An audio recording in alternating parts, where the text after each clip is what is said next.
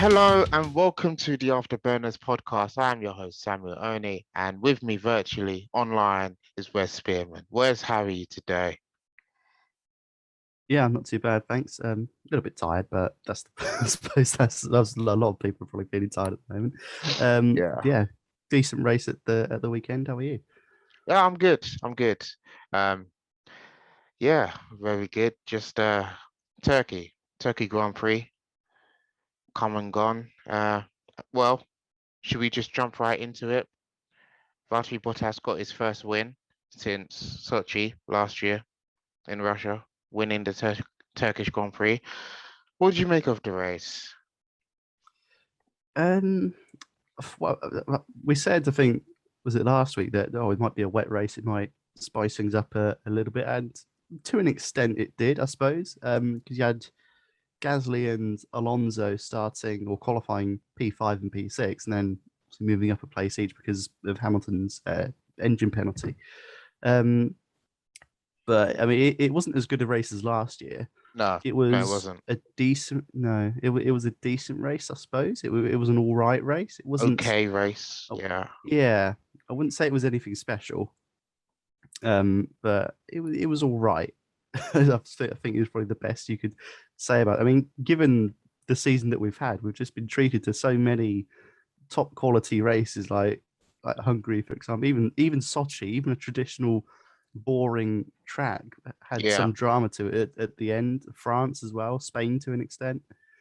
It's just been littered with quality sort of strategy battles, changeable conditions, etc., etc. Um, I mean, so for this, if this race had been in 2020 or 2019, would have thought, yeah, it's probably one of the better ones, I think. But because of this season that we've had, it's probably sort of mid-table or bottom half of the table in sort of terms of which races rank the Yeah. best, the I most would entertaining. agree. I would agree. Um, Go on. so Yeah, yeah, my yeah, thoughts. Sorry. Yeah, my thoughts exactly. I mean, it w I, there was nothing there that really. There was no wow factor about it. Hmm. Um, well, yeah, there was no wow factor about it. I mean, only that Hamilton, when he took that 10 place grid penalty, he could only manage to finish fifth, which was disappointing for him. Yeah, handed the championship lead back to Verstappen, who's now got, I think, is an 8 point lead. He has over Hamilton.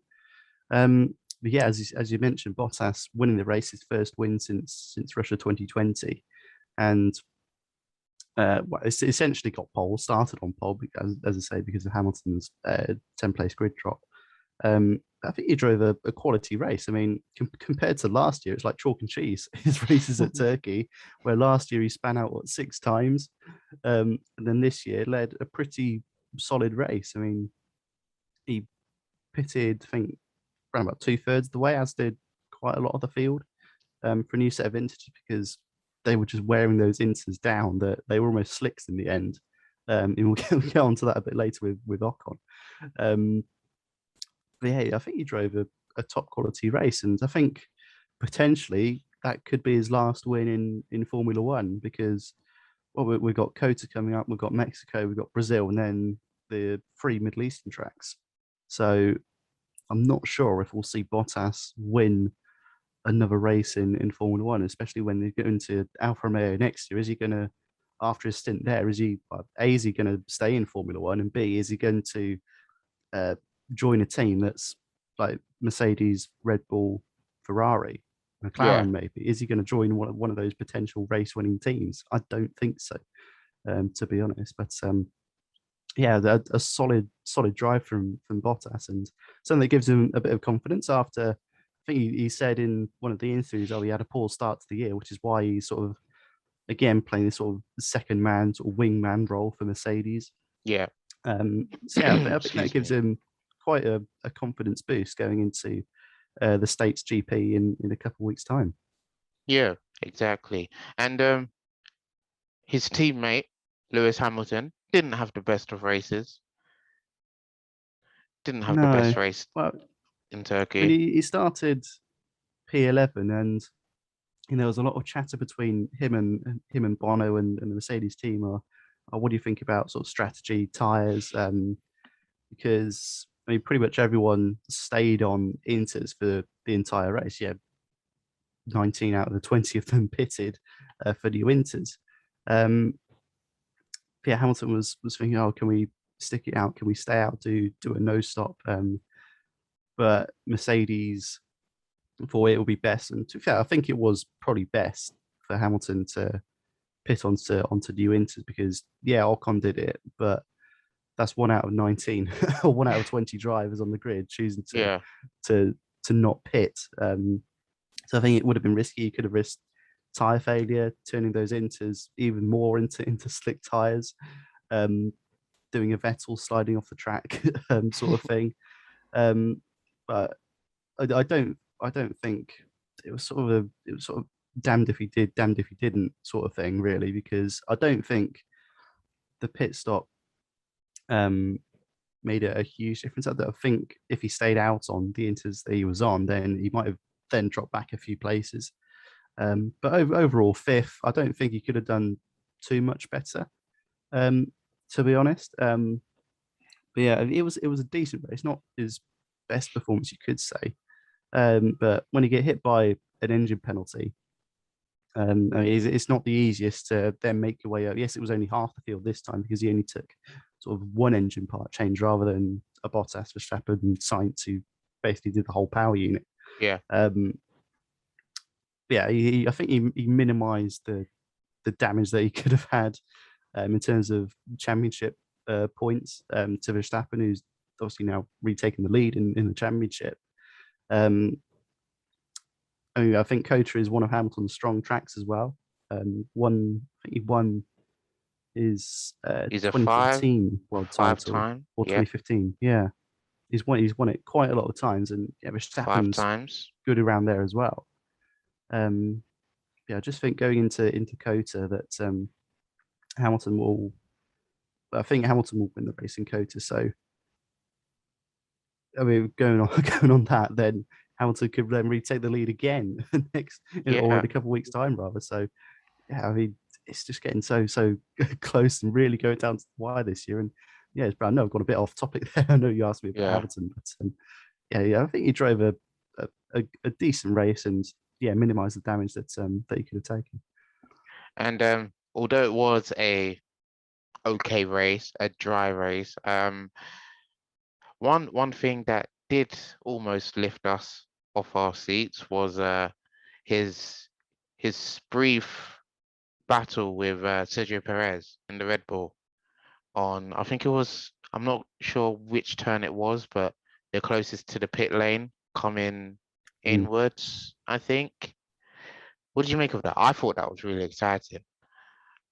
Yeah, I it thought that was. was I really mean, good. yeah, watching the highlights back on Channel 4 on Sunday, I was on my phone for quite a lot of it because that's what you tend to do when the race isn't Yeah. that exciting. And then when I heard Alex Jacks come over and say, oh, Hamilton Perez battle, whatever he said, I can't remember. I just like looked up and thought, oh, hello, this is getting a bit exciting. Yeah, it was around sort of the last few corners it started on that sort of long back straight. And yeah, Perez moved to the inside to try and defend his position. But he could sort of a left, a right, and then another left to get you back onto the pit straight. So Hamilton had the inside for the second of those three corners, and then sort of tried to, I wouldn't say he tried to push Perez into the pit lane, but he didn't leave him much room, really. So Mm, Perez had to go sort of round the outside of the pit bollard, yeah. which some people might say, oh, if he goes around that, then he has to pit. Yeah. But he really didn't have anywhere to go. So he didn't want to pit, obviously. So he didn't really have an option but to drive over sort of the pit entry thing. Excuse It's a good me. job there wasn't a wall there in the end. Um, I mean, it was fair, hard racing and something that it was brilliant entertainment, brilliant to watch. And the way how Perez managed to get the lead back into turn one, I have no idea because he was losing sort of track to Hamilton, because obviously Hamilton's in a slightly faster car. Yeah, the way he got that back and retook Hamilton into Amazing. turn one, it's just incredible. It was brilliant, brilliant racing, and yeah, Hamilton did get past a few laps later, I think, but it was the highlight of the race for me, without doubt. That sort of 2-3 lap battle between the two of them, and I think Perez actually said to Verstappen, who finished second, that he owes him a couple of tequilas after after he kept Hamilton at bay for a little bit. That's good. Yeah. Oh, Yeah, that's it was a great. brilliant, brilliant battle. What did you make of it? Yeah, I thought it was great. Yeah. Sergio Perez, he's I don't know how to describe him. He's such a I don't know. There's just something about him when I see him on the racetrack. Right, anyway, he doesn't let anything phase him, and he's just exciting to watch. Like it's almost like you'd give him for what he's done this season. You'd give him an award, but I don't know what for, because what has he not done? Driver of the day, loads of overtaking, a couple Race podium. win, Pardon? race win in Baku. Race win in Baku, yes.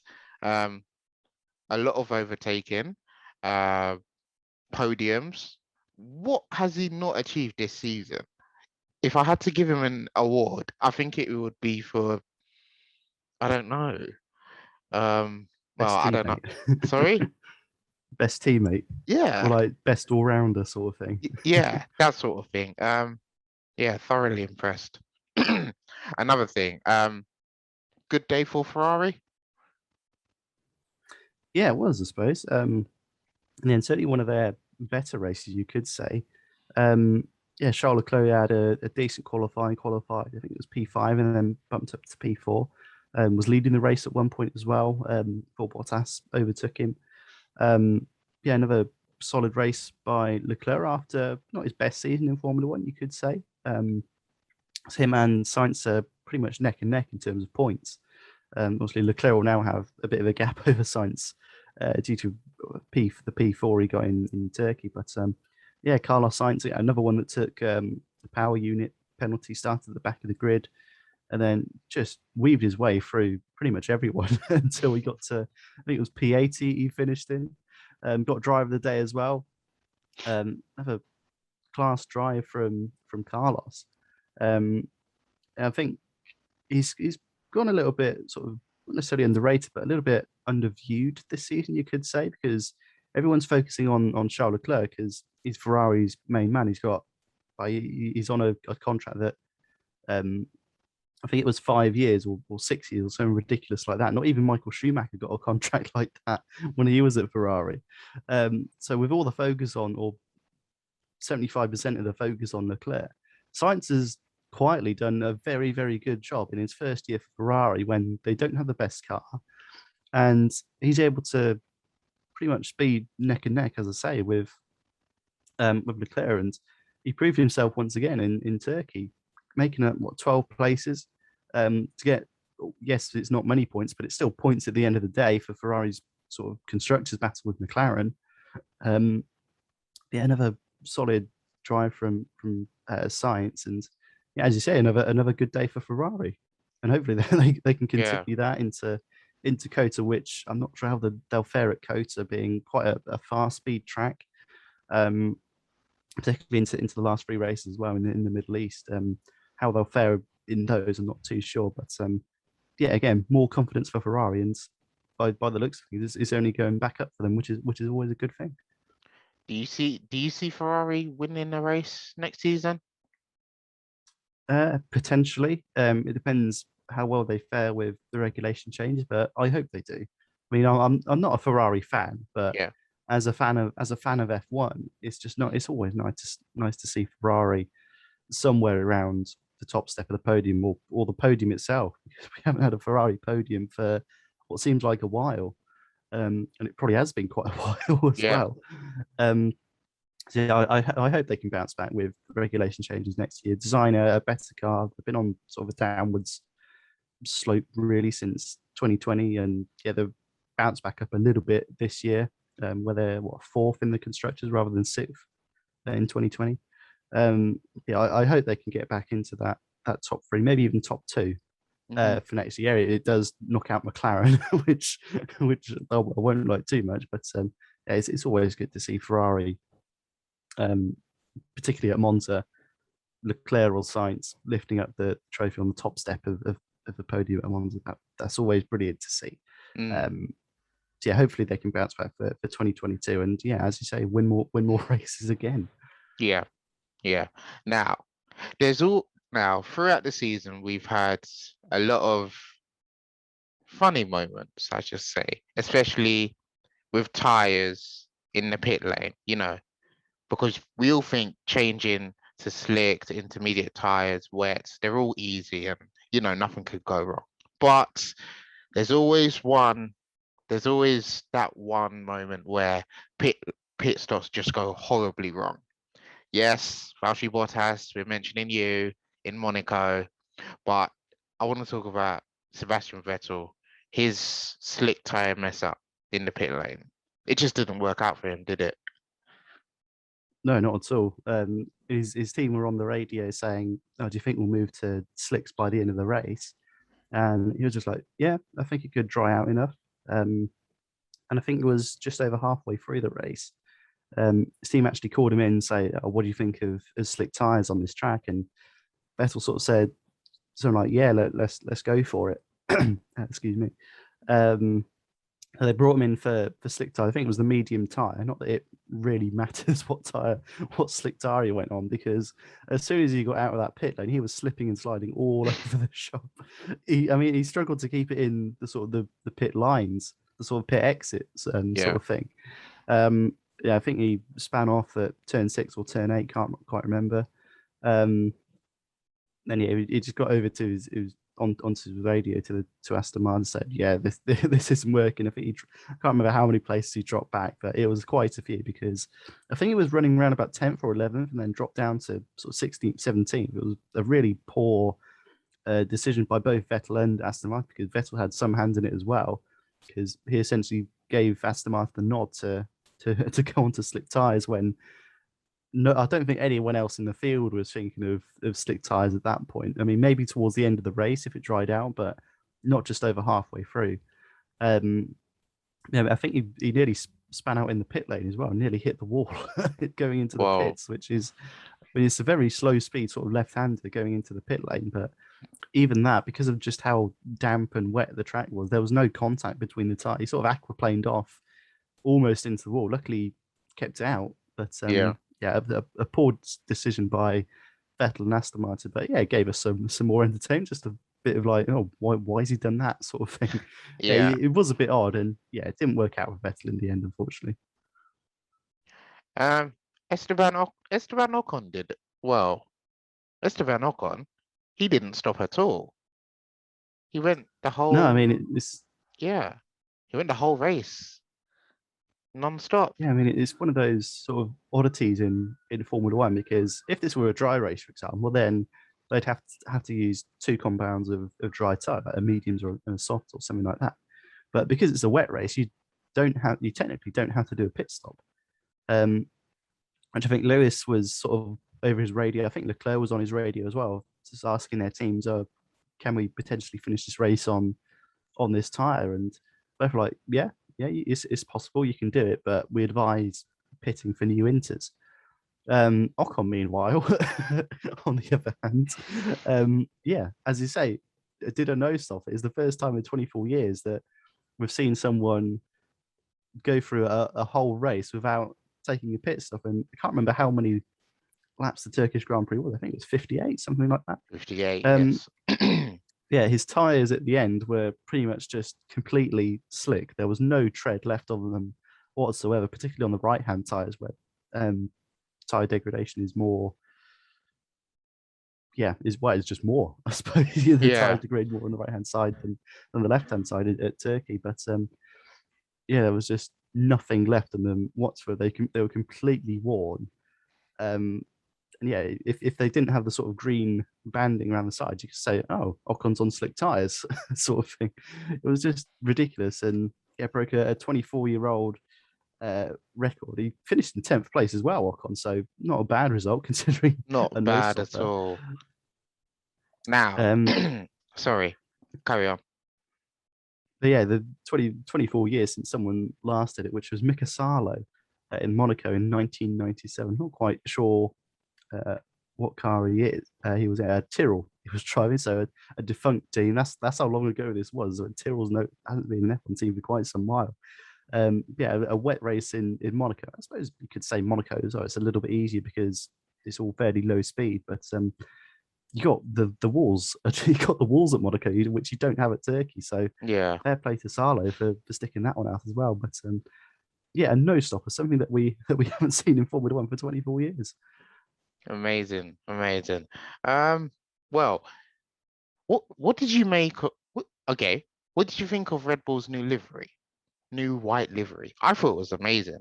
Looking at it, well, I almost thought I was seeing two Alfa Romeo cars at one point. But I like it. Well, Do you like it? What do you think? um, I quite liked it for sort of a one-off livery. I think it was supposed to be for the Japanese Grand Prix, which I think was supposed to be held obviously the weekend that Turkey hosted the Grand Prix, being Honda's last year or I think their last year as a power unit constructor, if you like. So I think Red Bull just wanted to give something to Honda, give something to the Japanese fans of what would have been the Japanese Grand Prix, a sort of white and red, excuse me, livery car. I think they had some Japanese text on the back of the spoiler as well. I'm not quite sure what it said. I don't read Japanese. Yeah, I thought it was decent. I don't think it's the best one-off livery we've seen. It doesn't top McLaren's Golf livery at Monaco in terms of a one-off special. Alfa Romeo's sort of red, white, and green at Monza was pretty good as well, I thought. Yeah, this effort by Red Bull, I think it was decent. I think if it had been at the Japanese Grand Prix, it would have looked a little bit better, just because you would have had the sort of the Japanese flags in the background, the white field, the red sort of circle in the middle. But I think it was a good way for Red Bull to sort of say goodbye to Honda, say thanks to Honda for all the work they've put in, and potentially get them into, or potentially have them a driver's title by the end of the year, potentially. Potentially. Yeah, I thought it looked good. I mean, I think I prefer the standard Red Bull livery, but Okay. I mean, when we saw Perez versus Hamilton, you had that sort of white versus black sort of thing Yeah. in terms of the cars, and that was epic to watch. Yeah, it was. It was like the typical sort of navy red and yellow Red Bull. You thought, oh yeah, that looks good, but I think the white just stood out so much more compared to the black of the Mercedes. Yeah, I think it just made that battle a little bit more interesting because you can really properly see the two cars in their own light. And yeah, I thought it just looked really good on the race track. It's a shame we didn't see too much of Verstappen because I think he pretty much started P2, finished P2 sort of thing. Yeah. Yeah, I think it looked pretty good. I think there have been other or better other one-off liveries in Formula One, but as a sort of tribute to Honda in Japan, I thought it was top notch, top class from Red Bull. Yeah, it's a shame Honda are going because we would see livery like that again. Or maybe, I mean, they could do it next year, maybe. I doubt it, but yeah, a decent livery on the whole from Red Bull. Just 6 races to go, my friend. 6 races to go. I know, coming to the end. Where do you see the title being won and lost? I genuinely don't know.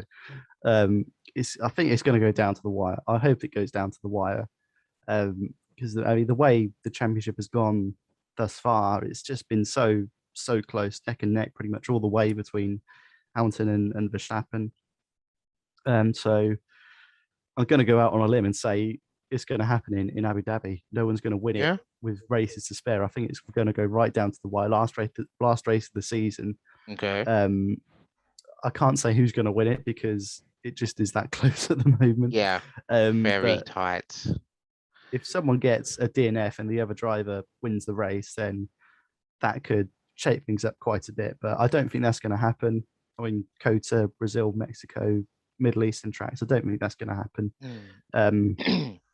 Yeah, I'm just hoping and praying it goes down to the wire, because we haven't had a season like this in Formula One for about 10 years. So yeah, just hoping and praying it comes down to the wire in Abu Dhabi. Well, it's really been an exciting F1 season, probably one of the best since, well, one of Schumacher's days, really. Essentially, yeah, or 2010, where I think 4 drivers going into the, or Yeah, 2010 or 20, I can't quite remember now, when I think one of 4 drivers could have won the championship going into the Abu Dhabi race. Yeah, it's certainly been one of the most exciting F1 seasons that I can remember since I started watching yeah, about 2007, 2008. yeah. When I think those two titles were won by a single point as well, when Raikkonen Exactly. beat Hamilton and Hamilton beat Massa. Yeah, truly it's exciting stuff. Yep, indeed. Well, we've pretty much come to the end of another episode of the AfterBurners podcast. I've been your host, Samuel Oni. Hope you've enjoyed it. And it's a goodbye from me. Bye bye. And it's a goodbye from Wes Veerman. Bye bye. And the US Grand Prix quota is up next in a couple of weeks, and it's hopefully gonna be a much more exciting race than we saw in Turkey. So yeah, off to America we go. Bye bye.